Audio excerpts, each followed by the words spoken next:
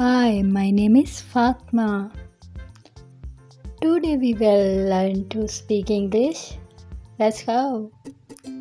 This one, ये वाला बच्चों को इशारा करके कहना चाहिए. This one. That one, वो वाला. That one. Do it, इसे करो. Do it. Do it fast, इसे जल्दी करो. Do it fast. Take a bath, नहा लो. Take a bath. Go and play, जाकर खेलो. Go and play.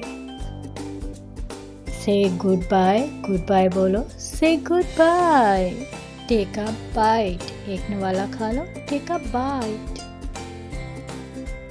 Take a sip, एक घूंट पी लो. Take a sip. Put your books in the bag. अपनी किताबें बैग में रखो. Put your books in the bag. Never mind. कोई बात नहीं. Never mind. Clean it. इसे साफ करो. Clean it. Repeat it. इसे दोहराओ. बच्चों को जब हम कहते हैं ना पीछे पढ़ो.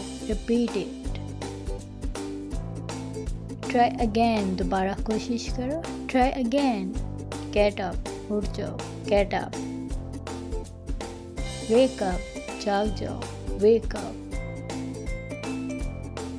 Be happy, खुश रहो. Be happy. Let's play a game. चलो एक गेम खेलते हैं. Let's play a game. Stand still, सीधे खड़े रहो. जब हम कहते हैं ना हिलना नहीं है. Don't move, हिलो मत. Don't move.